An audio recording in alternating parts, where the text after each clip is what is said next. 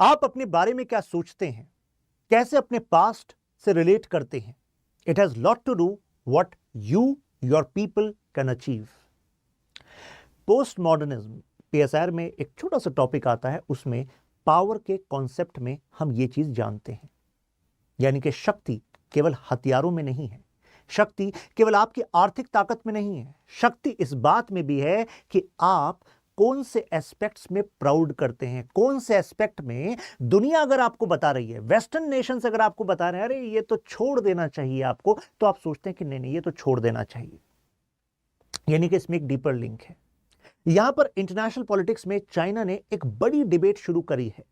यहां पर Xi Jinping का कहना है कि इंडिया जरा देखो, हमारे और आपके बीच में जो गैप रहा ना, उसमें ब्रिटिश कॉलोनियल पावर्स जिम्मेदार थे, और जब आप आजाद हुए ना तो उसके बाद भी ये यूएस लेड ऑर्डर, इसने हमारी सिविलाइजेशनल जो एक एसेंस है जिसमें हमें प्राउड होना चाहिए, उसको कमजोर करने की कोशिश की है, जिससे कि हमको कंट्रोल किया जा सके।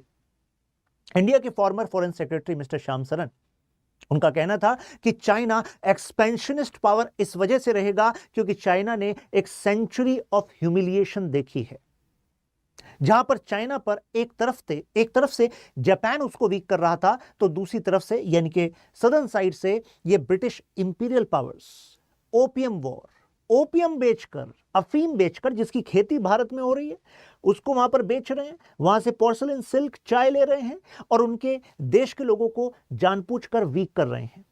अगर वही की किंग डायनेस्टी अपने गवर्नर को भेजती है आज जहां पर आप देखते हैं घोंजाओ रीजन, हांगकांग रीजन, कि भाई हमारे लोगों को आप अफीम क्यों बेच रहे हैं, इससे तो लोग कमजोर हो जाएंगे, तो ऐसे में उन्हीं पर अटैक कर दिया जाता है, उन्हीं को वीक कर दिया जाता है। तो एक तरीके से आपके देश को वीकन किया गया है। इस वीडियो में बड़ी इंटरेस्टिंग इंसाइट्स आपको मिलने वाली हैं, जैसे थुसाइडिस, इसकी इंसाइट, मतलब थुसाइडिस एक एंशिएंट स्कॉलर हुए, उनका कहना है कि इंटरनेशनल पॉलिटिक्स में strong shall do what they can, strong वो करेगा जो वो कर सकता है, and weak must suffer what they should, और जो कमजोर है उसको तो वो सहना पड़ेगा क्योंकि वो कमजोर है। इसी तरीके से दुनिया चलती है, ये थुसाइडिस कह रहे थे। आपको नहीं लगता कि चाइना के साथ कुछ ऐसा ही हुआ? अगर चाइना का सेंट्रल गवर्नमेंट वीक था, चाइना एक समय पर वॉरिंग स्टेट्स था, मतलब आपस में लड़ रहे हैं, सिविल वॉर जैसी कंडीशन है, तो बाहरी ताकतें फायदा उठाएंगी कि नहीं उठाएंगी? अगर चाइना की सिविलाइजेशन को वीक करने की कोशिश की गई तो जाहिर सी बात है उसका भी फायदा दूसरे लोग उठाएंगे कि नहीं उठाएंगे। अब आप लोग सोचेंगे कि sir, world is actually controlled by money and weapon, then what is the importance of this dialogue of civilization which Mr. Xi Jinping was referring in recent BRICS summit, जो अभी रशिया में हुई, कजन में? ऐसा वो क्या importance है इसकी? देखिए 1945 ऑनवर्ड्स जो मैं कहता हूं लिबरल वर्ल्ड ऑर्डर, इसमें लिबरल वर्ल्ड जुड़ा हुआ है, लिबरल। और लिबरल केवल एक पॉलिटिकल शब्द नहीं है, केवल इकोनॉमिक शब्द नहीं है, ये कल्चरल वर्ड भी है। अगर आप लोगों के दिमाग पर कंट्रोल कर सकते हैं, लोगों की चॉइसेस को कंट्रोल कर सकते हैं, तो इसका मतलब है आप पॉलिटिकली भी उनको इन्फ्लुएंस कर सकते हैं, इकोनॉमिकली भी इन्फ्लुएंस कर सकते हैं। इससे थोड़ा पहले लेकर चलूं आपको, ब्रिटिश टाइम में जाइए। ब्रिटिशर्स ने हम पर जब कंट्रोल किया तो कैसी थ्योरीज के इस्तेमाल से किया? व्हाइट मेंस बर्डन, अरे हम तो आ गए यहां पर तो इस वजह से आ गए क्योंकि आपका उद्धार करना है। आप और हम जिस समय में पैदा हुए तो हमारे पास ऐसी बुक्स, ऐसे एनालिसिस मौजूद थे जिसमें कि क्रिटिक मौजूद है कि कैसे ब्रिटिशर्स ने इंडिया की इकोनॉमी को वीक किया, इंडिया के कल्चर पर भी अटेम्प्ट किए। बाकायदा ओरिएंटलिस्ट स्कॉलर्स रखे जाते थे कि आप इंडिया की हिस्ट्री को इंटरप्रेट करो और ऐसे इनकी हिस्ट्री को, इनकी सिविलाइजेशन को इंटरप्रेट करो जिससे कि words like weak, meek, feminine, childish, हालांकि फेमिनाइन का मतलब वीक नहीं होता, फेमिनाइन अपने आप में फोर्स है, लेकिन British scholars use these kind of words like barbaric, weak, childish, ये इंडियन सिविलाइजेशन, इंडियन हिस्ट्री के लिए यूज किए गए। और आप ईमानदारी से बताइए, बचपन में क्या आपने नहीं सुना ये बात कॉमन कि इंडिया में तो राजा आपस में लड़ते रहते थे, उसके बाद ब्रिटिशर्स आ गए थे, लड़ते रहते थे राजा, फिर ब्रिटिशर्स आ गए थे? क्या इसके अलावा इंडियन हिस्ट्री की जो अदर लेयर्स हैं, क्या आपको नहीं लगता उससे इंडिया लेस एक्सपोज्ड रहा? वो इस वजह से क्योंकि आपको जो हिस्ट्री बताई गई, आपको अपने कल्चर के बारे में जो बताया गया, कुछ ओरिएंटलिस्ट स्कॉलर्स द्वारा बताया गया। ओरिएंटलिस्ट स्कॉलर्स जो ब्रिटिशर्स हायर करते थे कि भाई you have to interpret their culture, you have to study their language, you have to study their scriptures so that you can interpret them.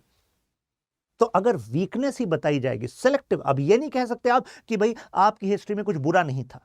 अरे बुरा तो हर एक समाज में होता, हर एक समाज ऐसे ही इवॉल्व होता है, लेकिन दुनिया देखती वो है कि अगर आपने 5 चीजें पिक करी कि यार देखो ये तुम्हारे सिविलाइजेशन में, तुम्हारी हिस्ट्री में भी खराब चीजें थी, और देखो आज के टाइम पर भी कोई इसको सही बता सकता है कि आपको लगा यार बिल्कुल खराब चीजें थी, राइट?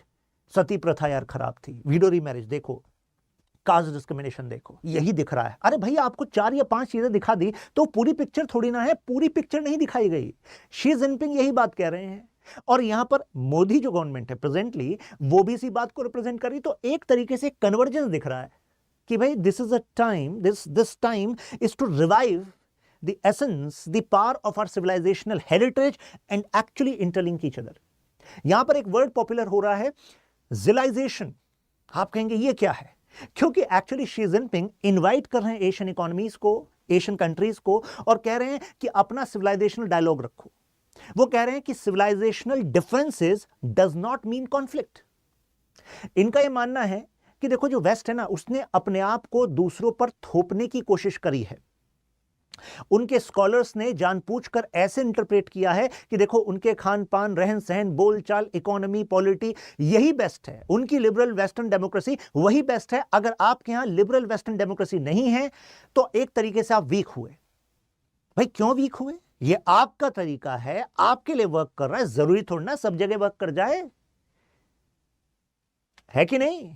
और बाकायदा ऐसी थ्योरीज बनाई हुई हैं जो मैं इंटरनेशनल पॉलिटिक्स में पढ़ाता हूं, कि जैसे डेमोक्रेटिक पीस थ्योरी, कि भाई अगर दुनिया में जगह जगह डेमोक्रेसी स्टैब्लिश हो गई ना, जैसे कि यूएसए में है, इस चाइनीज सिविलाइजेशन और अदर जो सिविलाइजेशन है उन सब में, अगर उनका पॉलिटिकल सिस्टम किसी और तौर तरीके की गवर्नेंस या गवर्नमेंट स्ट्रक्चर के लिए सही बैठता है, उसको हटाओ, अपने तरीके लाओ।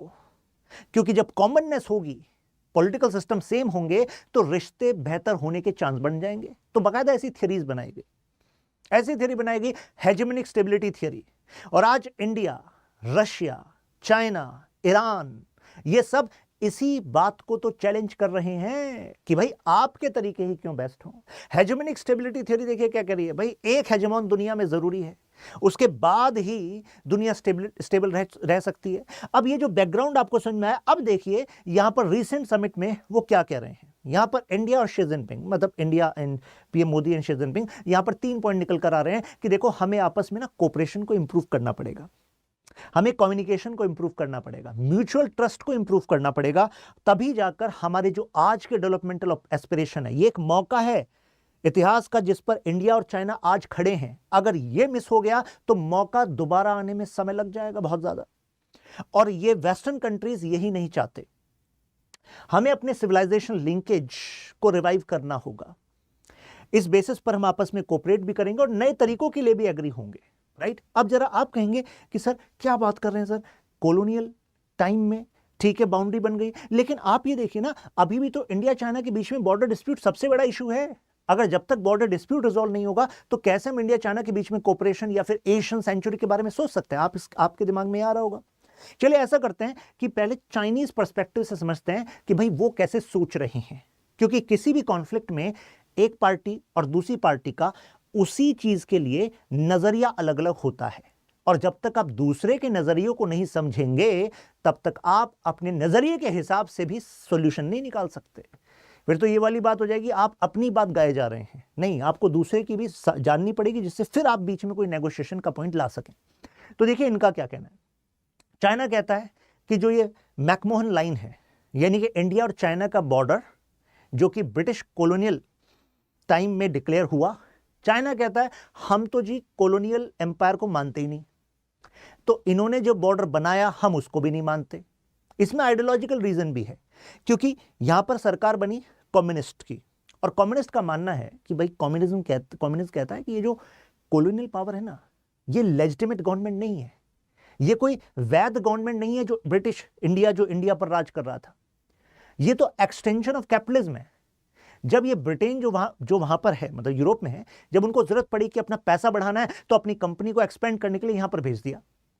अब इस एरिया को कंट्रोल करने लग गए। तो इनके पास कैसे लेजिटिमेट यानी कि राइट्स हुए कि ये बॉर्डर तक डिसाइड कर दे। तो एक आइडियोलॉजिकल रीजन है इनके पास कि इस वजह से हम तो करते हैं रिजेक्ट। ठीक है, इसमें वाक्य बताता हूं आपको। 1914 शिमला समिट। शिमला में ब्रिटिश, तिब्बत और चाइनीज तीनों अथॉरिटीज मिलती हैं, यानी कि ब्रिटिशर्स इनवाइट करते हैं तिब्बत से कुछ रिप्रेजेंटेटिव्स को, चाइना से कुछ रिप्रेजेंटेटिव्स को। 1914 की बात कर रहा हूं, यह समय बहुत इंपॉर्टेंट है। कारण, क्योंकि उस समय चाइना में क्या चल रहा था, 1911 1912 चाइना में चल रहा था एक पॉपुलर रिवॉल्यूशन, यानी कि उस समय की जो सरकार थी, किंग, वो वीक हो रही थी। अब एक नए रेजिस्टेंस वाले लीडर्स उभर कर आ रहे थे। तो आप कह सकते हैं China itself was in turmoil. तो ऐसे में जहां पर आप बीजिंग है, जिसको हम कहते हैं चाइना प्रॉपर, ये वाला रीजन, तो उसके आउटस्कर्ट पे पड़ गया भाई, ये तो बिल्कुल वेस्ट में पड़ गया तिब्बत। तो तिब्बत में अपनी स्वायत्त सरकार चल रही थी, मतलब अपनी ऑटोनॉमी की गवर्नमेंट चल रही थी। तो ब्रिटिशर ने कहा यार तिब्बत, तुम तो यार आजाद लोग हो। तिब्बत कह रहा है हाँ जी बिल्कुल बिल्कुल सही समझे, हम आजाद हैं। और ब्रिटिश कह रहा है ये जो चाइना है, चाइना में चल रही है दिक्कत, चलो ऐसा करते हैं इनको ही बुला लेते हैं। तीनों मिलते हैं 1914 में, और चलो हमारे और आपके बीच का जो बॉर्डर है उस पर फाइनलाइजेशन कर लेते हैं। एंड तिब्बत वाज लाइक, जब आप कह ही रहे हो कि हम आजाद हैं, हम अलग हैं, तो आप चाइना को क्यों बीच में बुला रहे हो भाई, चाइना तो अलग है हमसे। तो ब्रिटिश और तिब्बत के बीच के बॉर्डर में चाइना कहां से आ गया।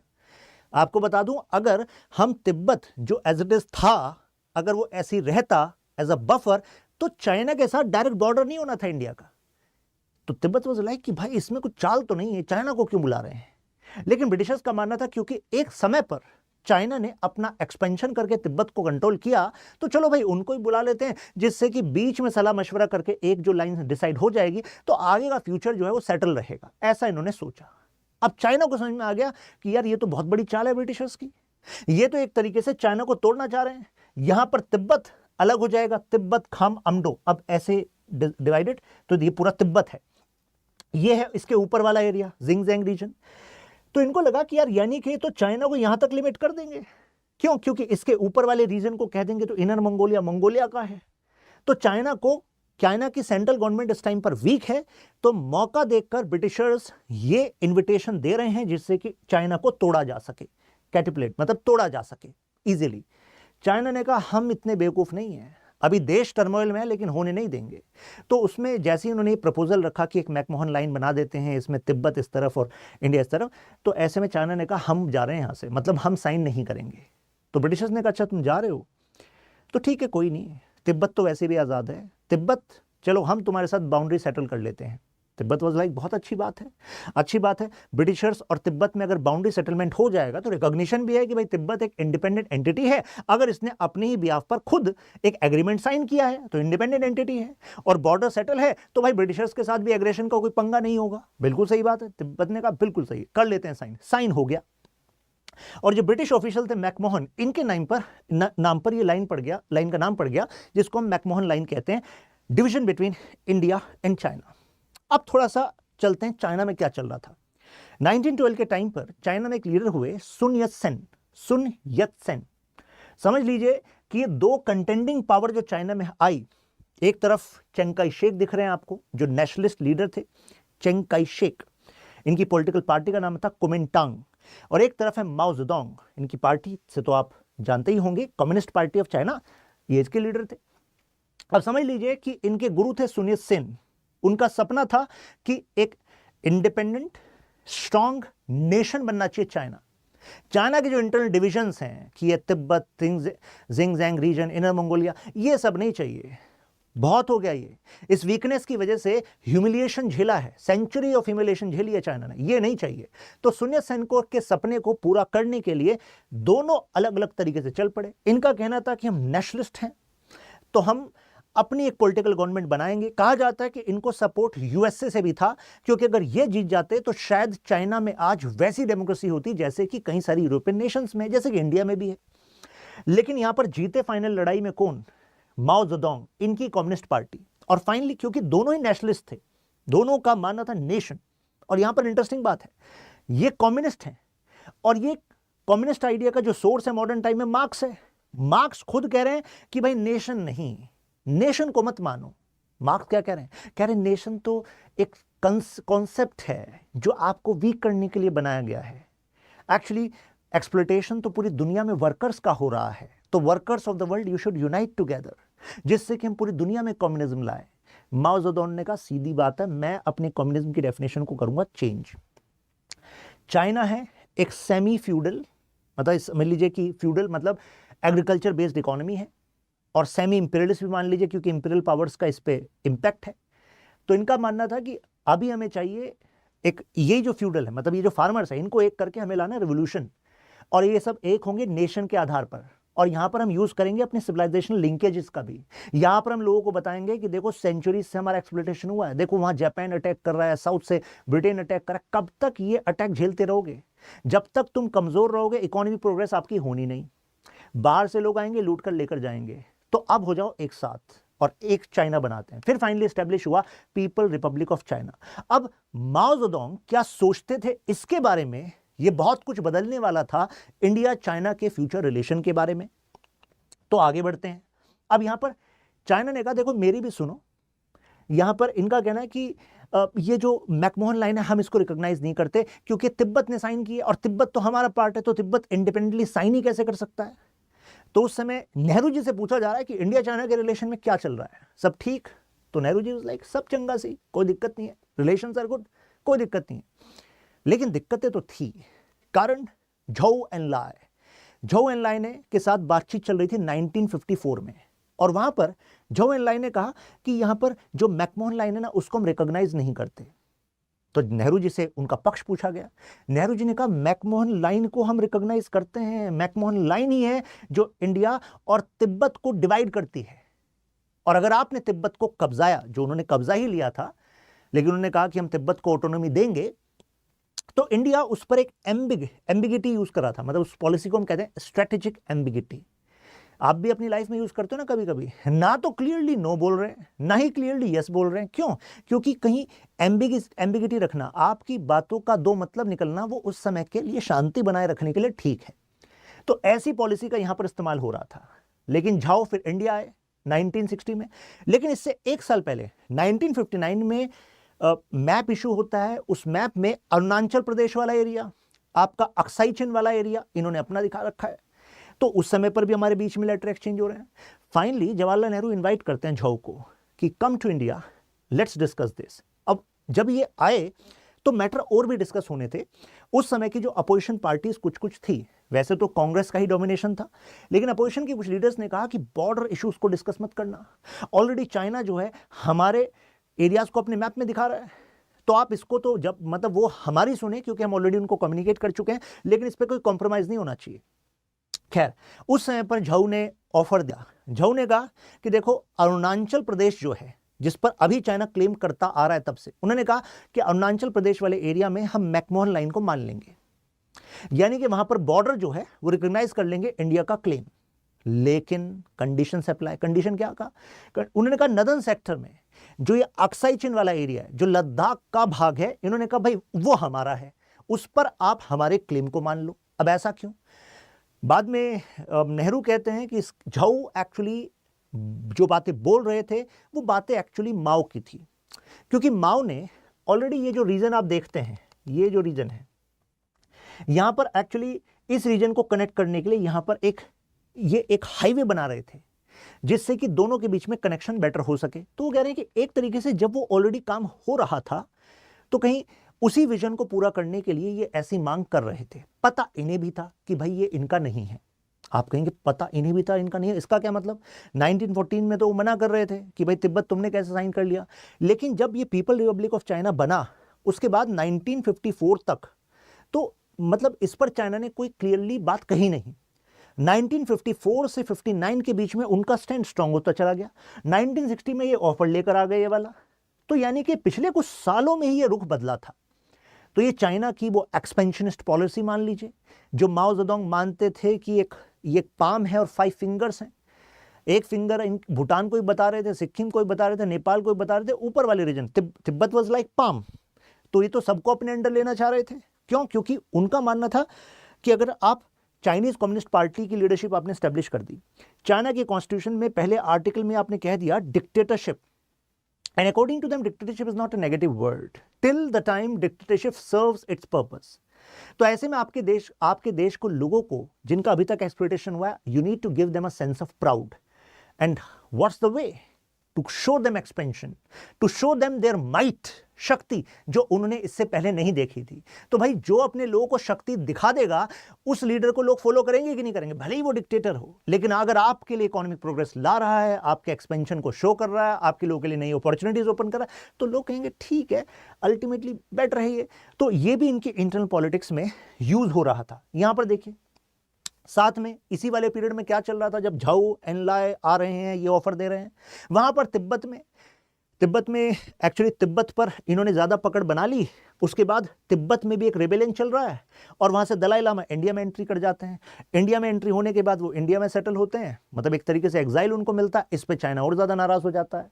उसी समय पर यूएस से सपोर्ट करने लगता है गुरिल्ला वॉर को इन तिब्बत।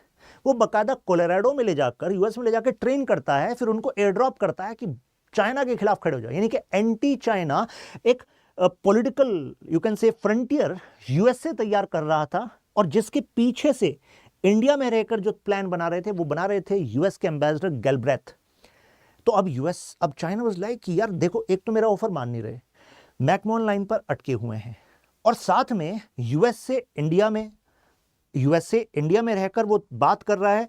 दलाई लामा के भाई से भी उस समय मिले थे यूएसए के रिप्रेजेंटेटिव्स, और उनको ऑफर कर रहा है एंटी चाइना रेजिस्टेंस। तो कहीं ना कहीं इंडिया यूएसए तिब्बत के साथ मिलकर एंटी चाइना फ्रंट खोल रहे हैं। तो यानी कि रिश्ते अब और ज्यादा गड़बड़ होने लगे, राइट। जैसे ये देखिए फॉरवर्ड पॉलिसी, मैं 1962 के पहले की बात कर रहा हूं। अभी फॉरवर्ड पॉलिसी यहां पर, अब जब झाओ एनलाई की विजिट हो गई तो अब नेहरू जी को पता लग गया कि भाई अपने आप को मिलिट्रीली स्ट्रांग रखना पड़ेगा। फॉरवर्ड पॉलिसी का मतलब था अपनी मिलिट्री को क्लियर सिग्नल देना कि भाई जो इंडिया की टेरिटरी है, अभी उसके कई सारे ऐसे भाग हैं जिस पर कि इंडियन फोर्सेस पेट्रोलिंग नहीं कर रही थी। तो एक forward policy was a green signal कि भाई मूव फॉरवर्ड, और जो हमारा है उस पर अपना तिरंगा लगाओ, और दुश्मन को यानी कि अपोजिट पार्टी को बताओ कि भाई ये हमारा एरिया, यहां पर नहीं आना। तो ये फॉरवर्ड पॉलिसी थी।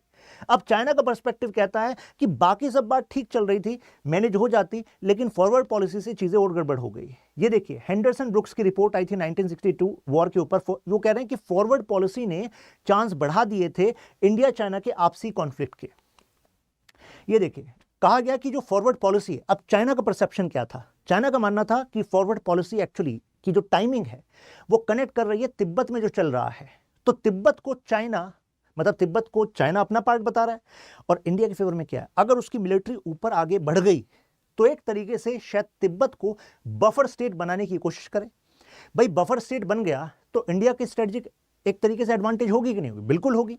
यानी कि इंडिया और चाइना के बीच में एक तिब्बत बफर आ जाएगा, और अगर वो एरिया इंडिया के फेवर में है तो भाई साहब China tata bye bye, how you can actually expand over India, you will not come into direct conflict with India. तो कहने का मतलब ये है किसी भी देश का प्रेजेंट एंड फ्यूचर इस बात से डिसाइड होता है कि उसके बॉर्डर पर क्या चल रहा है। तो यहां पर बॉर्डर हमारे पीसफुल होते विद चाइना, अगर ये बफर स्टेट तिब्बत बना होता।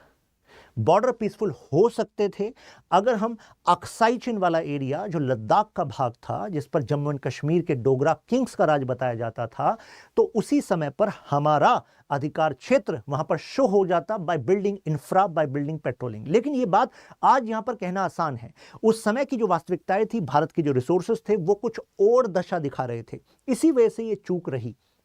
खैर अब हमें तो भाई ऐसे बात करनी क्या अब हो गया है, राइट। अब ब्रिटिश पॉलिसी अल्टीमेटली उनको लगा कि यार अगर ये तिब्बत को बफर बनाना चाह रहे हैं तो एक तरीके से वही पॉलिसीज चल रहे हैं जो इंपीरियलिस्ट पॉलिसी थी। ब्रिटिशर्स ऐसी पॉलिसी को लेकर चलते थे, तभी वो तिब्बत के साथ सेपरेट डायलॉग रखते थे।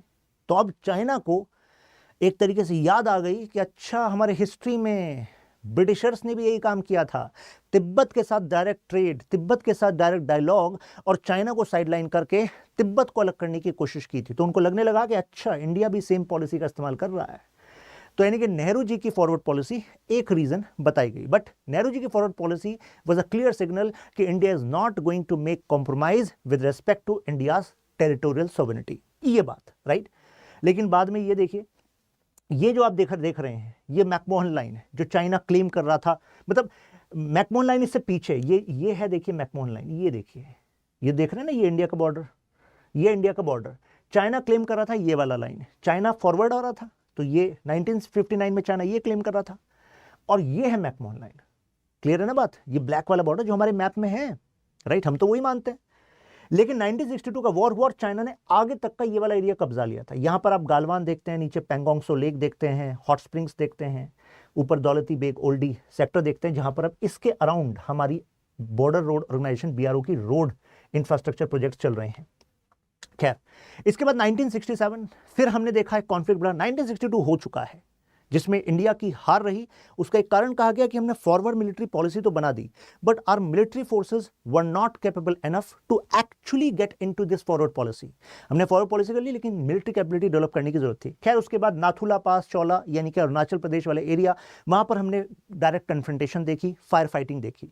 उसके बाद इंडिया ने और चाइना ने कहा कि यार ये फायर फाइटिंग से ना एस्केलेट हो जाएंगी चीजें, ऐसा करते हैं एक पीस का एग्रीमेंट कर लेते हैं बॉर्डर पर। 1993 में हमने कहा कि ठीक है, maintenance of peace and tranquillity at border, ये एग्रीमेंट कर लेते हैं। लेकिन ध्यान बता दूं, अभी भी ऐसा नहीं है कि चाइना ने मैकमोहन लाइन को मान लिया था। ये तो लाइन ऑफ एक्चुअल कंट्रोल जो 1962 के बाद चाइना और इंडिया ने कहा अच्छा अब ये चल रहा है, अभी यहां तक चाइना है तो चलो उस पर मान लेते हैं। लेकिन फिर भी कहा गया कि 1993 कम से कम अ स्टेप फॉरवर्ड, यानी कि कुछ तो पीस स्टैब्लिश होगा। और उसके बाद आप कहेंगे कि सर कुछ हुआ? देखिए, कहा गया कि 35 साल के आसपास उसके बाद पीस कंपैरेटिवली, यानी कि फायर फाइटिंग नहीं हुई, पेट्रोलिंग पर थोड़े थोड़े स्कमिशेस होते रहे, लेकिन ये बना रहा, राइट। उसके बाद आपने गालवान देखा है ना। अब ये जो है अभी शी जिनपिंग जो ऑफर कर रहे हैं कि civilizational linkage, mutual trust, cooperation, India and China should come together, तो should we actually go forward with what Xi Jinping is offering? क्या हमें इस ट्रैक पर जाना चाहिए? हमें चाइना पर विश्वास करना चाहिए? क्या वो जो भावना हिंदी चीन भाई भाई की, क्या उसको अपनाना चाहिए? तो जब ये सिविलाइजेशन की बात कर रहे हैं तो चलो सिविलाइजेशन में भी थोड़ा सा डीप चलते हैं, ठीक है। अब सिविलाइजेशन कैसे डिफाइन होती है? इसमें कल्चर, खान पान, रहन सहन, आपके विश्वास, धर्म, ये सब चीजें आ जाती हैं। और चाइना और इंडिया के बॉर्डर को कौन बना रहा है? हिमालयाज, है कि नहीं? तो हिमालयाज अपने आप में बैरियर का काम भी कर रहे हैं, लेकिन जो पासेस हैं, यानी कि चाइना और इंडिया के बॉर्डर में हिमालयाज से जाते हुए, तो उसके थ्रू ऑलरेडी ट्रेड लिंकेजेस थे। कहा जाता है 2000 साल पहले से ही ट्रेड लिंकेज थे। तो डिप्लोमेटिक रिलेशंस बाद में, लेकिन जो व्यापार वाले रिलेशन थे वो पहले से थे। जैसे ये एक चाइनीज डिप्लोमेट है, हुशी, फिलोसफर भी कहे जाते हैं, इनका कहना था कि भाई साहब इंडिया कितनी सेंचुरी से चाइना पर सिविलाइजेशनल कंट्रोल तो कर रखा था। आप कहेंगे मतलब कैसे? इंडिया कैसे कॉन्कर कर रहा था, इंडिया कैसे डोमिनेट कर रहा था? अरे I am talking about civilizational, जैसे कि बुद्धिज्म, जैसे कि ideas associated with Buddhist practices, ideas associated with assimilative culture. तो ऐसे आइडियाज ये चाइना में थे, जिसकी वजह से चाइनीज पॉपुलेंस, जो चाइनीज लोग थे, उनमें भी एक डीपर इंटरलिंकेज थे चाइना के, इंडिया के साथ। आप कहेंगे एग्जाम्पल जैसे टैंग डायनेस्टी, तो अभी आएगा उसका जिक्र। तो टैंग डायनेस्टी ने अपने एक्सप्लोरर को भेजा, स्कॉलर को भेजा कि भाई इंडिया जाओ, और जब हमारे लोग बुद्धिज्म को फॉलो कर रहे हैं along with fusion with some Chinese characteristics, जैसे अगर आप चाइना के ईस्टर्न साइड जाएंगे तो आपको जेन मोनेस्ट्रीज के बारे में पढ़ने को मिलेगा। जेन, ZEN, बड़ी interesting you can say practices हैं। जैसे अगर आपने नाम सुना हो जेन कोआन्स का, कोआन इज लाइक क्विज। तो वहां पर गुरु क्या करते थे, कोई शिष्य आया गुरु के पास कि मुझे ब्रह्म ज्ञान की प्राप्ति कराइए, तो मैं लिंकेज बता रहा हूं, देखिए कैसे इंडिया और चाइना के सिविलाइजेशन में कैसे कॉमननेस है। तो गुरु कहते थे कि अच्छा आपको आत्मज्ञान चाहिए, तो गुरु उसको एक टास्क देते थे जो उसको समझ में नहीं आता था, और उसकी वजह से, उस टास्क की वजह से उसको अपने गुरु पे क्वेश्चन होने लगता था। फिर आधे तो ऐसे ही भाग जाते थे, लेकिन कुछ जो रेगुलरली उस टास्क को करते रहते थे, despite the fact they were not able to gain the particular purpose for which they came. लेकिन कुछ ही लोग होते थे जब वो आगे जाकर जान पाते थे कि अच्छा, जो हम एक ऐसी बात समझ रहे थे कि इसमें कुछ है नहीं, वो एक्चुअली एक डीप पर्पस के लिए हमसे वो टास्क कराई जा रही थी। तो ये जो प्रैक्टिसेस थी, डायलॉग, इनसाइट्स, सेल्फ इंट्रोस्पेक्शन, तो ये जो प्रैक्टिसेस थी, ये प्रैक्टिस में हमें लिंकेज दिखता है। इसी वजह से जो ईस्टर्न पार्ट है चाइना का, वहाँ पर जो मोनेस्ट्रिक कल्चर है उसमें हम एक फ्यूजन देखते हैं। जो चाइना का फोक कल्चर है, जो चाइना का अपना कल्चर है जिसपे कन्फ्यूशनिज्म का ह्यूज इन्फ्लुएंस है, प्लस इंडिया का जो बुद्धिस्ट प्रैक्टिसेस है उसका, राइट, एक फ्यूजन देखते हैं यहाँ पर। जैसे देखिए महाभारत रामायण, यहाँ पर जीना ये वर्ड का यूज किया जाता है, तो यहाँ पर कहा गया कि Jinnah actually is representing what, China. Coming back to our topic, देखिए ये हान डायनेस्टी, किन डायनेस्टी, इस दौरान भी they actually sent some expeditions to the western part, और चाइना के वेस्ट में कौन है, इंडिया, जिससे कि वहां पर ये रिलेशंस को स्टैब्लिश कर सकें। देखिए संस्कृत में एक वर्ड सिनम सुका, ये कहा जाता है ये चाइनीज क्लोथ, सिल्क क्लोथ के लिए कहा गया है। ऐसे ये ज़ुएंगज़ैंग, ये एक स्कॉलर है जिनको एमिनेंट मॉन्क थे, जिनको इंडिया की साइड भेजा गया था, और ये इंडिया से क्या लेकर आए थे, बुद्धिस्ट रेलिक्स लेकर आए थे, कुछ स्क्रिप्चर्स लेकर आए थे। तो ये क्या है, लिंकेज है।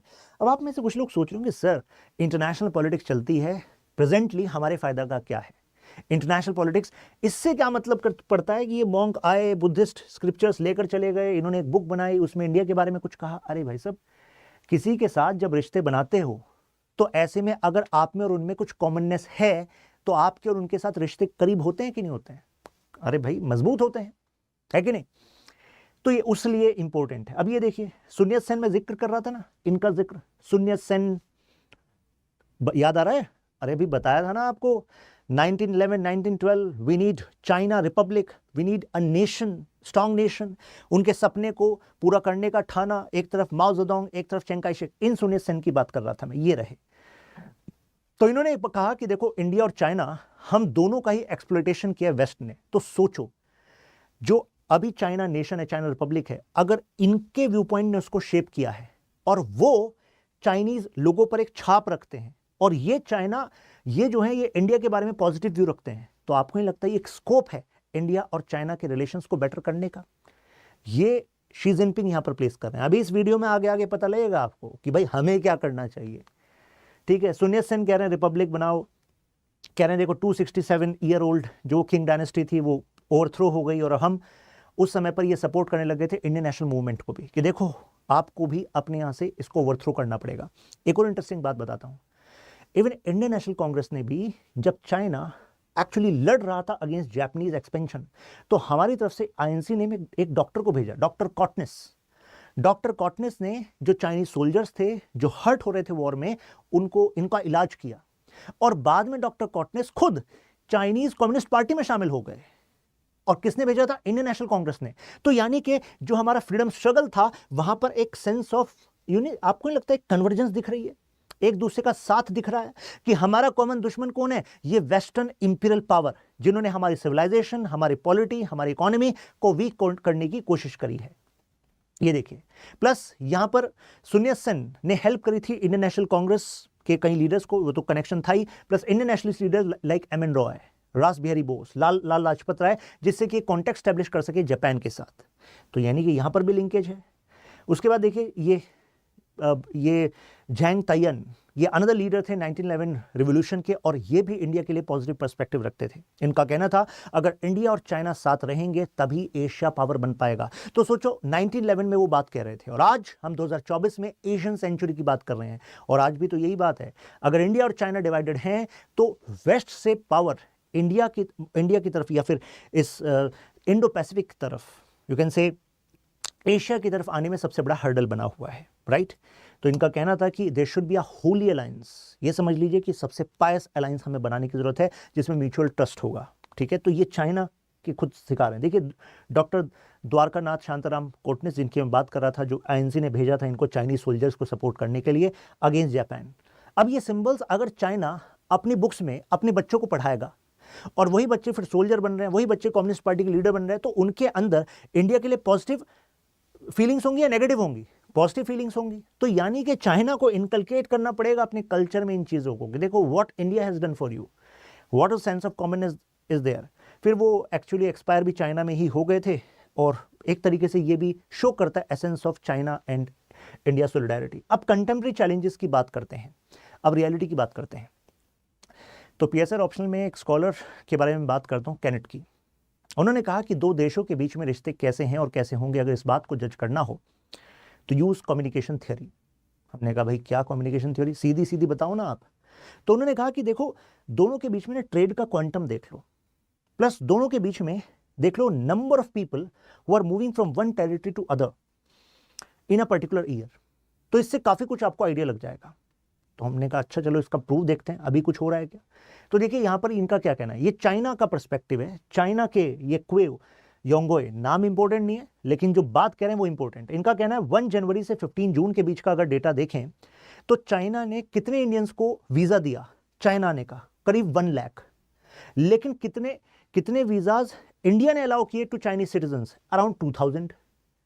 तो भाई आप कहेंगे मतलब चाइनीज शायद इंडिया नहीं आना चाह रहे होंगे, वो कह रहे हैं भाई आना चाह रहे हैं। India is land of opportunities for Chinese companies, इतने बड़ा मार्केट साइज है, वो तो आना चाह रहे हैं। लेकिन बात यह है कि India is sceptical about China in India and that is why India is giving less visas. आपने सुना भी होगा कुछ टाइम पहले किस्से थे कि some Chinese citizens are being held by our intelligence agencies for snooping, right. तो कहने का मतलब एक अविश्वास की भावना है। तो यहां पर चाइनीज जो एकेडमिशियंस है उनका कहना है पहले तो इस अविश्वास की भावना को हटाना होगा और आपस में आना जाना इसको बढ़ाना होगा। प्लस यहां पर जो रविंद्रनाथ टैगोर जी हैं उनकी बहुत ही फेमस विजिट हुई थी 1924 1928, 2 विजिट। और उसमें जो आज चाइना के कल्चर, चाइना के लिटरेचर, आर्ट में सेलिब्रेटेड फिगर्स हैं जिनका प्रभाव लोगों के माइंडसेट पर है, उनके साथ संबंध स्टैब्लिश किए थे यहां पर रविंद्रनाथ टैगोर जी ने। तो वो भी एक पॉजिटिव लिंकेज है, राइट। जिसको लोग फॉलो करते हैं, अगर आप उसके साथ गुड रिलेशन में हैं तो अल्टीमेटली वो जो फॉलोअर्स हैं, जो सिटीजन्स हैं, वो भी आपकी रेस्पेक्ट करेंगे कि नहीं करेंगे? बिल्कुल करेंगे। अब बात यह है कि ये जो म्यूचुअल अंडरस्टैंडिंग है ये डेवलप करने में ये जो है हेल्प कर सकता है। एक थ्योरी है फंक्शनलिस्ट थ्योरी, वो कहती है कि अगर 2 देशों में रिलेशंस को आसान करना है ना, मतलब बेटर करना है, तो ऐसे में केवल नेशनल गवर्नमेंट के जो रिप्रेजेंटेटिव्स हैं, प्राइम मिनिस्टर, प्रेसिडेंट, उनके बीच में ही एंगेजमेंट मत रखो। जो अलग अलग फील्ड के एक्सपर्ट्स हैं, art, literature, scientists, entrepreneurs, businessman, तो इनके बीच में भी एंगेजमेंट रखो। तो अगर ये आपस में एक्सचेंजेस को बढ़ाएंगे, रिलेशंस को बेटर करेंगे, तो अल्टीमेटली उसका एक पॉजिटिव इंपैक्ट दोनों देशों पर भी हो सकता है। और शायद जिन चीज़ों पर वो पहले तैयार नहीं थे तो शायद बाद में जाकर हो जाए। तो हमें एक कल्चरल एक्सचेंज करते रहना पड़ेगा जिससे कि कोई नोशंस ना बन जाए ऐसे जिनका वास्तविकता से कोई लेना देना ना हो। यानी कि अगर हम दूसरे के बारे में गलत ही सोचते रहेंगे, क्योंकि उसके साथ कभी एक्सपोजर तो इतना हुआ नहीं, तो जाहिर सी बात है उससे तो रिलेशन खराब होंगे। लेकिन अगर एक्सचेंजेस ज़्यादा होंगे तो हमारी समझ दूसरे के बारे में बेटर हो पाएगी। तो ये एक आइडिया दिया जा रहा है, म्यूचुअल एक्सचेंजेस होने चाहिए। एग्जाम्पल लीजिए, 1/3 of population of world, India China. तो सोचो दुनिया को वो बनाना पड़ेगा जो इंडिया चाइना की डिमांड है, दुनिया को बनाना पड़ेगा। 1/3 पॉपुलेशन, तो China and India can actually decide the trajectory of world economy. मुद्दा केवल एशिया का नहीं है, इतनी बड़ी पावर है और इनको डिवाइड रखने में वेस्ट को फायदा मिलता है। अब देखिए वेस्ट की थियरी, एक स्कॉलर हुए सैमुअल पी हंटिंगटन, उन्होंने कहा कि दुनिया में क्लैश ऑफ सिविलाइजेशन होते रहेंगे। तो जैसे कि Chinese civilisation, Indian civilisation, western civilisation, Islamic civilisation, इनमें इतने डिफरेंसेस हैं कि आपस में क्लैश होते रहेंगे। अब मैंने कुछ टाइम पहले आपको बताया था कि कई बार ये जो थ्योरीज हैं ये बनाई जाती हैं किसी के फायदे के लिए।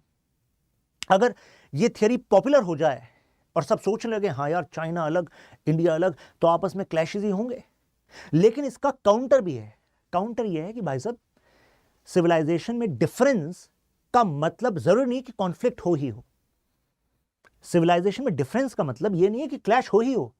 आपने ऐसा प्रोजेक्ट किया क्योंकि इससे आपको फायदा हो रहा था, और आपने कुछ एग्जांपल्स भी दे दिए कि देखो इस्लामिक सिविलाइजेशन, वेस्टर्न सिविलाइजेशन अलग अलग है, that is why they have bloody borders, war होता रहा है। देखो एक समय Christian missionaries expanding, then these is Ottoman Empire clashing, और फाइनली देखो ब्लडी बॉर्डर्स। तो हमेशा ऐसा ही होता रहेगा। तो यहां पर जो alternative perspective Russia, Iran, China ये प्रेजेंट करना चाह रहे हैं वो ये है कि देखो सिविलाइजेशन डिफरेंसेस को अगर एक्सेप्ट किया जा सके तो क्लैश किस बात की? क्लैश तब होता है जब वेस्ट अपने तौर तरीके, अपने कल्चर, अपने धर्म, इन सब चीजों को दूसरे पर थोपने की कोशिश करता है, तब क्लैश होता है। तो क्लैश सिविलाइजेशन में नहीं है, क्लैश आपके कर्म में है कि आप कर क्या रहे हो। तो हमें बांटने की कोशिश ना करें, यहां पर म्यूचुअल अंडरस्टैंडिंग बनने का स्कोप है, राइट। तो इनका वेस्ट का अपना एजेंडा है, इसीलिए यहाँ पर डायलॉग ऑफ एशियन सिविलाइजेशन ये एक इनिशिएटिव इन्होंने लिया है जिससे कि डिफरेंट डिफरेंट सिविलाइजेशंस में डायलॉग स्थापित किए जा सकें। अब चाइना पर शक हो गया दुनिया को, एशिया के नेशंस भी कहने लगा अच्छा चाइना मतलब what you are planning is pax sinica, यानी कि you want world dominance and you want for that people should follow Chinese culture. आप अपने कल्चर का इन्फ्लुएंस लाना चाह रहे होगे, क्योंकि अगर आपको दूसरों को अपने अंडर करना, अपनी हेजेमनी बनानी है, तो जाहिर सी बात है वो आपके कल्चर से इन्फ्लुएंस हो जाए तभी तो आपकी बनेगी हेजेमनी। तो शी जिनपिंग कह रहे हैं this is not my gene, this is western gene, मेरे जीन में ये सब बातें नहीं है, मैं बड़ा सोचता हूं। हमने कहा क्या बड़ा सोचते हैं? कह रहे मैं सोच रहा हूं एशियन सेंचुरी, मैं सोच रहा हूं multipolar world order. Multipolar world order में एक को हेजेमनी की जरूरत नहीं है, क्योंकि हेजेमनी आज रियलिटी हो ही नहीं सकती। ब्रिटेन अपने समय में हेजेमॉन बन पाया क्योंकि उस समय एशिया, अफ्रीका, लैटिन अमेरिका, कितने सारे एरियाज तो कॉलोनी थे, वीक थे। और ब्रिटेन के कंपैरिजन में जो कुछ यूरोपियन अदर पावर्स थी, जैसे for example Spanish, Portuguese, Danes, ये भी उसके कंपैरिजन में रिलेटिवली बहुत वीक थे। तो इस वजह से सुपर पावर का स्टेटस आ पाया। सुपर पावर का मतलब है कि आप बाकी सब खड़े भी हो जाओ ना तो भी कुछ कर नहीं सकते खास, तभी हम सुपर पावर हैं, तभी हमारी हेजेमनी है। यूएस के पास अगर ये स्टेटस आया स्पेशली 1991, क्योंकि 1991 में यूएसएसआर का डिसइंटीग्रेशन हो गया था, यूएसएसआर टूटकर ये 15 Commonwealth of independent states, yes CIS, Commonwealth of independent states, मतलब कॉमनवेल्थ नेशंस अलग होता है। कॉमनवेल्थ नेशंस का मतलब वो देश जो कभी ब्रिटेन का पार्ट थे, CIS वो होते हैं कॉमनवेल्थ ऑफ इंडिपेंडेंट स्टेट्स जो कभी यूएसएसआर का पार्ट थे। तो जब ये वीक हो गया, 15 अलग से निकल गए, रशिया बन गया और वहां पर भी इकोनॉमिक टर्मोइल चल रहे हैं, तो भाई साहब फिर तो एक तरफ यूएसए की हेजेमनी हो गई। चाइना कह रहा है आज दुनिया में ऐसा नहीं है और ना ही हो सकता है, क्योंकि देखो कितने सारे पोल बन गए हैं पावर के, कितनी सारी बड़ी इकोनॉमी बन गई हैं, पॉलिटिकल इन्फ्लुएंस रखती हैं। तो मैं वो नहीं चाहता, मैं तो ये चाहता हूं कि जो ऐसे ग्रुप्स बन गए हैं जो केवल चाइना को काउंटर करने के लिए बने हैं, या फिर यहां पर ग्रुप बन रहे किसी और को काउंटर करने के लिए, तो इससे फायदा किसी का नहीं होगा। तो आपके मन में बात आ रही होगी, सर मन में भावना आ रही है कि शी जिनपिंग को संत शी जिनपिंग कहा जाए, इतनी अच्छी अच्छी बातें कर रहे हैं, मतलब ऐसी बातें कर रहे हैं कि मन नहीं कर रहा कि किसी बात को रिजेक्ट भी किया जाए, लग रहा होगा आपको, है ना। लेकिन जो भी बातें की जाती हैं, जो भी प्रोमिसेस दिए जाते हैं, वो नेसेसिटीज होती हैं, और जब वो प्रोमिसेस तोड़े जाते हैं वो उस समय की नेसेसिटी होती है। और यही जस्टिफिकेशन इस जियोपॉलिटिक्स में चलता है, यानी कि promises which were made in past were need of the past, and promises broken in the present are necessity of present. आप में से कई लोग तो इसको कहीं और भी रिलेट कर रहे हैं, लेकिन मुद्दा ये है कि इस वजह से हमें थोड़ा आंखें खोलकर भी रहना पड़ेगा। ये 5 गाइडिंग प्रिंसिपल की बात करें, म्यूचुअल क्या बात है? म्यूचुअल रेस्पेक्ट करो भाई, किसी भी रिलेशनशिप म्यूचुअल रेस्पेक्ट करो, अंडरस्टैंडिंग होनी चाहिए, म्यूचुअल ट्रस्ट होना चाहिए, अच्छी अच्छी बातें, म्यूचुअल एकोमोडेशन होना चाहिए। इसका मतलब ये होता है कि भाई अगर हमें पता है दोनों में कुछ बातों पर डिफरेंसेस है, डिफरेंसेस का मतलब ऑल एरिया में कॉन्फ्लिक्ट नहीं है, कई एरियाज में कोऑपरेशन साथ साथ चलता रहेगा, अंडरस्टैंडिंग होनी चाहिए।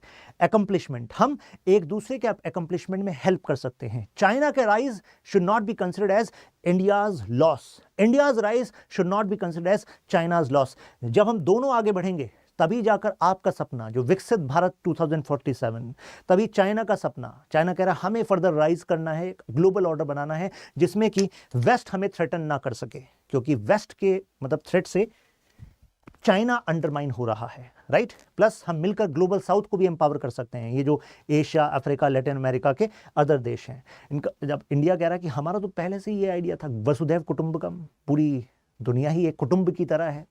देखो हमारा तो G20 में सिंबल भी था कि हम तो अपने आप को लोटस के एक पेटल मानते हैं जिसमें बाकी सारे देश एक पेटल की तरह हैं, राइट। पेटल एक पत्ती की तरह है, तो हम तो इक्वालिटी में बिलीव करते हैं। लेकिन यहाँ पर हमारे farmer foreign secretary mister Shyam Saran, जो कि खुद बीजिंग में भी रह चुके हैं एज अ डिप्लोमेट, तो उनका मानना है कि देखो ऐसे बहकावे में मत आना, क्योंकि चाइना के कल्चर में है कि China consider itself as Middle Kingdom of the world, और जो अपने आप को मिडिल किंगडम मानता है तो ये जो बातें कर रहा है ये उसकी नीड है, क्योंकि दुनिया एक तरीके से चाइना को काउंटर करने के लिए इकट्ठी हो रही है, चाहे वो क्वाड हो, ऑकस हो, स्क्वाड हो, I2U2 हो, और हर जगह पर India is critical due to its location in Indian Ocean. Xi Jinping से पहले जो हु जिनताओ थे, उन्होंने एक बात कही थी ये मलक्का डिलेमा, ये इंडिया, ये एक बहुत बड़ा चैलेंज है चाइना के लिए। मलक्का, अंडमान निकोबार के बराबर में मलक्का स्टेट जा रहा है, उसको ब्लॉक इंडिया कर दे तो भाई चाइना की इकोनॉमी को भारी नुकसान हो सकता है, क्योंकि अभी भी वेस्टर्न रीजन से चाइना का जो इंटरलिंकेज है इंडियन ओशन में, चाहे वो चाइना पाकिस्तान इकोनॉमिक कॉरिडोर हो, चाहे फिर वो म्यांमार के रास्ते, वो बन नहीं पाया है। तो चाइना को एनसर्कल किया जा सकता है। तो कहीं ऐसा तो नहीं है कि शी जिनपिंग का मानना है कि इंडिया से जो इनसिक्योरिटी यहाँ पर क्रिएट हो रही है, तो चलो उसको डिमिनिश करते हैं, दोस्ती का हाथ बढ़ाते हैं। तो ये भी तो हो सकता है। It has something to do with the potential. वैसे ही जो बातें की गई हैं पंचशील में, आज यूएन के चार्टर में भी इन पॉइंट्स को रखा गया है कि देखो, म्यूचुअल नॉन एग्रेशन होना चाहिए, रेस्पेक्ट होनी चाहिए, mutual trust, non aggression, peaceful coexistence, अच्छी अच्छी बातें, राइट। इंडिया चाइना एक नए तरह का इंटरनेशनल रिलेशंस रखते हैं। कारण देखो, एक यहां पर वर्ड है थुसाइडस ट्रैप। थुसाइडस ट्रैप कहता है कि देखो, अगर मतलब दूसरे की ताकत बढ़ी और उसके साथ है बॉर्डर पर आपके डिस्प्यूट, तो आपको इनसिक्योरिटी होना तय है। और जैसे ही आपके अंदर ये सिक्योरिटी डिलेमा होगा, आप अपनी ताकत को बढ़ाओगे, तो दूसरे के अंदर फिर सिक्योरिटी डिलेमा होना तय है। तो इंडिया और चाइना का रिलेशन इस थुसाइडस ट्रैप में फंसा हुआ है। थुसाइडस ट्रैप समझ में आया? यानी कि एक ऐसा ट्रैप कि हमें दूसरे पर शक है कि भाई हमारे साथ बॉर्डर इशू है, इसने अगर नई मिसाइल्स बना ली, नई अपने कुछ सबमरीन्स बना ली, नए पोर्ट्स बना लिए इंडिया के आसपास, तो भाई हमें थ्रेट है। प्लस हमने बना लिए कि अच्छा तुम ऐसा कर रहे हो तो उन्हें थ्रेट है। तो एक तरीके से इस सिक्योरिटी डिलेमा में हम अपनी पावर को बढ़ाते रहते हैं और एक दूसरे के लिए हम थ्रेट क्रिएट करते रहते हैं और हम इसी ट्रैप में रहते हैं। तो इसका सॉल्यूशन कहा गया है कि कॉमन ग्राउंड स्टैब्लिश करने पड़ेंगे। हमें देखना पड़ेगा कि देखो, डिफरेंट सोशल सिस्टम्स हैं, लेकिन हमारे पास बीच में कुछ रास्ता निकल सकता है। अब दोनों को अगर एक होना है तो क्या तरीका है? दोनों की जरूरत एक होनी चाहिए। यानी कि अगर ये मल्टीपोलर वर्ल्ड ऑर्डर की बात कर रहा है चाइना, अगर ये बात कर रहा है कि हमें वेस्टर्न वर्ल्ड से पावर को शिफ्ट करना है एशिया में, तो हमें ये गारंटी चाहिए कि उसमें चाइना लेड एशिया ना हो। क्योंकि जब चाइना चाहता है ना, तो एशिया में वो अपनी हेजेमनी चाहता है, और वो तो भाई इंडिया के लिए खतरा है। तो कैसे फिर हम मल्टीलेटरलिज्म, मल्टीपल पावर, इसमें विश्वास कर सकते हैं, राइट? तो क्या अभी जो शी जिनपिंग ने सिविलाइजेशनल डायलॉग की बात करी, क्या जो म्यूचुअल एक तरीके से ट्रस्ट की बात करी, क्या हम उसको आउटराइटली रिजेक्ट कर दें? नहीं। डिप्लोमेसी का पहला रूल है, communication channel should always open. Geopolitics का रूल है कि भाई आपको अपनी पावर को बढ़ाना है तो आपको पॉजिटिव स्पेसेस भी क्रिएट करने पड़ते हैं। तो इंडिया और चाइना में पॉजिटिव स्पेस को क्रिएट करने की कोशिश होती रहे, लेकिन सिक्योरिटी मैट्रिक्स जो है इंडिया की, वो भी हमारे पॉलिसी मेकर्स के दिमाग में रहे कि क्या क्या इनसिक्योरिटीज हैं, क्या क्या ऐसे पॉइंट्स हैं which are non negotiable, like territorial integrity of India. What China is doing in Indian area, China Pakistan economic corridor, clear signal देना पड़ेगा कि that can not be accepted, right? You have to find a way out, right? तो ultimately this kind of communication should happen. अच्छा, इसमें एक और idea कहा जाता है पीस बाय पीसेस, यानी शांति को एक मुद्दे पर लाकर मत रोको। कुछ पीसेस ऐसे हैं जिसमें म्यूचुअल एक दूसरे को स्ट्रांग कर सकते हैं, उसमें अपने आप को स्ट्रांग कर लो। कुछ पीसेस ऐसे हैं जो स्टक हैं, उनको भी स्टक रहने दो। जब दूसरे जगह पर आप स्ट्रांग हो जाओगे, तो शायद तीसरा जो पीस अटका हुआ था, जैसे बाउंड्री को लेकर है, तो उसमें भी कोई सोल्यूशन निकल कर आ जाए, राइट? ये महात्मा गांधी जी की statement, the future depends on what we do in present, China का proverb, with effort we can achieve anything. तो हाँ, ये तो है, इंटरनेशनल पॉलिटिक्स हो या दुनिया हो, सब कुछ संभव है।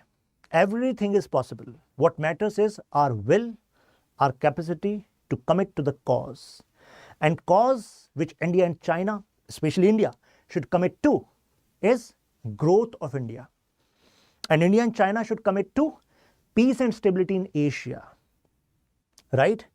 तभी कोई सोल्यूशन निकल सकता है। तो मुझे लगता है कि अब आपको क्लैरिटी मिल गई होगी कि भाई हिंदी चीनी भाई भाई, ठीक है, भाई भाई रहें, लेकिन दूसरी तरफ ये भी देखते रहें कि जो दूसरा भाई है ना, उसने कुछ देशों को धोखा भी दिया है, तो कहीं उसके हाथ में खंजर तो नहीं है, राइट?